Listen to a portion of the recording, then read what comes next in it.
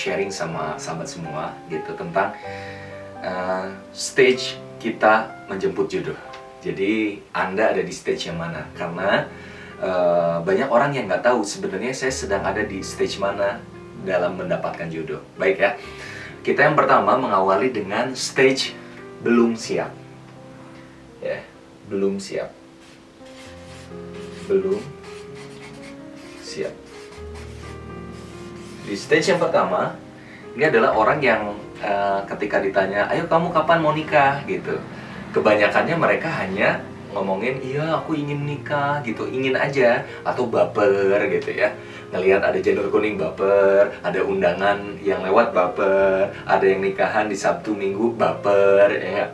Ada teman kitanya jadi panitia nikahan baper, nonton Korean drama baper. Nah ini ada di zona baper ya, belum siap ya. Orang yang belum siap ini biasanya hanya mau saja, hanya ingin saja gitu. Ditanya ingin seperti orang yang kalau ya biasanya perempuan ya, wanita gitu ya. Ada teman yang makan, ih makannya enak deh, snacknya enak deh, aku mau dong, aku mau. Nah gitu dong. Jadi hanya karena ingin tapi belum ada niat. Hanya ngikut-ikutan aja gitu. Nah ternyata untuk menikah ini nggak cukup hanya Anda yang baper-baperan aja. Di zona baper atau di zona belum siap ini biasanya banyak orang ya, banyak dengar lagu melo baper gitu ya. Nah kita lanjutkan lagi, setelah belum siap ada orang yang akhirnya naik ke grade saya mau punya niat. Nah ini juga bagus, ini udah naik level nih, niat, punya niat gitu ya. Boleh saya nanti lihatin lagi sini biar teman-teman bisa lebih kelihatan niat. Nah kalau udah niat gitu ya, kalau kita udah punya niat, ini udah stage yang bagus nih. Kenapa? Karena orang ada yang banyak di zonanya di bawah niat. Sebelum niat apa? Baper gitu ya. Nah jadi Anda harus niat dulu nih. Aku punya niat, aku punya tekad 2017 harus nikah. Ya enggak? Bukan hanya baper-baperan, bener-bener harus niat nih. Nanti kalau udah niat, kenapa? Innamal a'malu binniyat. Sesungguhnya setiap amal itu dimulai dari niatnya. Bukan karena terpaksa, bukan karena orang tua udah terus-terus ngedorong terus, belum lagi teman-teman. Bukan karena itu. Niat kita yang harus diluruskan. Apa sih niat Anda untuk nikah? Apa karena gaya-gayaan? Apa karena teman-teman udah pada nikah? Apa karena desakan orang tua? Apa karena usia? Nah jangan sampai kita salah niat. Kenapa? Karena ini kan ibadah yang kalau niatnya salah, bayangkan puluhan tahun jangan-jangan kita nggak dapetin berkahnya. Kenapa? Karena niat kita salah. Nah, mulailah dari niat. Apa niat Anda menikah? Jangan sampai salah niat. Oke lanjut ya. Orang udah niat nikah, saya udah niat 2017 harus nikah, 2018 harus nikah. Nah, berarti ada bagus, ini udah bagus. Tapi cukupkah niat? Nggak cukup. Kita harus lanjut lagi ke apa? Persiapan. Nah, persiapan. Nih, banyak orang baper tapi dia nggak mempersiapkan ya. Orang baper udah banyak. Oke sekarang saya udah baper, udah mulai deh, nggak hanya baper, udah punya niat. Oke niat bagus, lanjut lagi dong, persiapan. Apa persiapan yang harus Anda lakukan? Baca buku ya, baca buku-buku persiapan pernikahan gitu ya. Bisa baca buku yang asiknya bangun cinta, buku-buku yang lain, apapun. Ikut seminar pranikah, ikut kajian, ya nggak? Ikut training tentang pernikahan. Nah, ini adalah persiapan. Kalau Anda seorang wanita, misalnya, Anda akan menjadi seorang istri. Gimana sih jadi seorang istri idaman? Bagaimana sih jadi seorang ibu yang soleh? Bagaimana jadi ibu yang soleha, ibu teladan? Ya, ini harus belajar. Gimana masak? Ayo, Anda yang sibuk dengan kerja, udah bisa masak belum? Kan gitu. Anda seorang laki-laki, gimana jadi imam? Bagaimana ngaji yang benar? Gimana membimbing istri? Gimana jiwa kepemimpinan? Ini harus dipelajari. Jangan sampai kita jadi orang yang besok mau ujian, kita belum persiapan. Apa yang terjadi? Ya gelagapan, kita takut. Dan ketika sudah selesai ujian, kita pasti stres karena nilai kita akan jelek. Apalagi yang namanya nikah ini sekali seumur hidup. Jangan sampai kita malah salah karena persiapan kita gak bagus. Makanya yuk, bagi teman-teman semua, insya Allah Furqan ada program nih namanya kelasjodoh.com.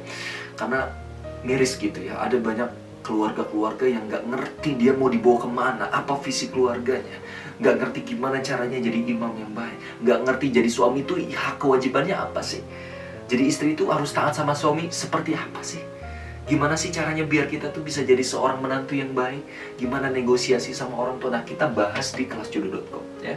Jadi nanti teman-teman bisa dicek aja di kelasjodoh.com. Mudah-mudahan ini bisa jadi sarana kita untuk bisa mendapatkan jodoh. Nah, apa sudah cukup nih Kak? Ini persiapan udah bagus, ilmu udah bagus, ya, udah pernah ikut ini, ikut itu, udah baca ini, baca itu. Cukup nggak? Nah, biasanya ada lagi orang setelah persiapan bingung lagi. Ini Kak, ini saya udah persiapan, udah saya udah melayakan diri, tapi kok jodoh belum datang terus sih? Kok yang datang malah yang nggak cocok sih? Nah, kita lanjut lagi. Yang terakhir adalah yang harus Anda lakukan adalah lingkungan.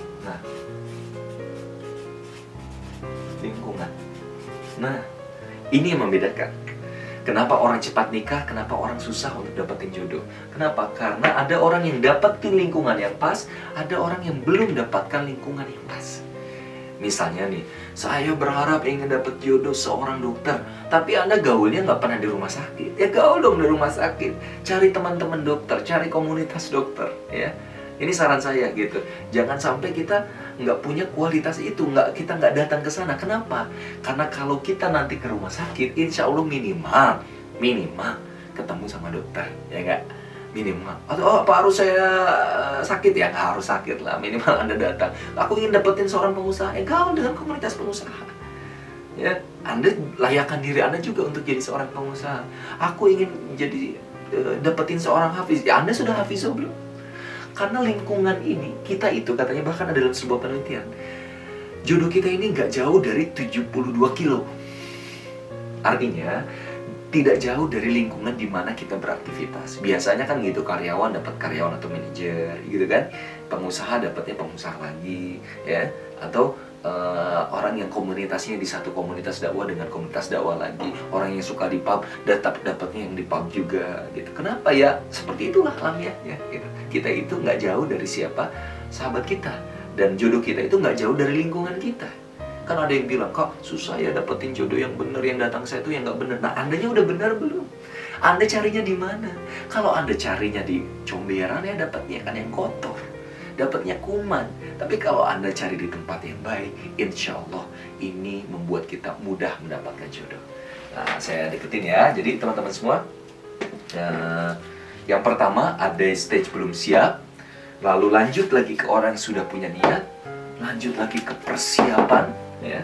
Dan yang terakhir adalah lingkungan. Cukup nggak dengan 4 ini, ya, dengan stage-stage ini? Jangan lupa, yang paling penting dari 4 ini adalah tawakal.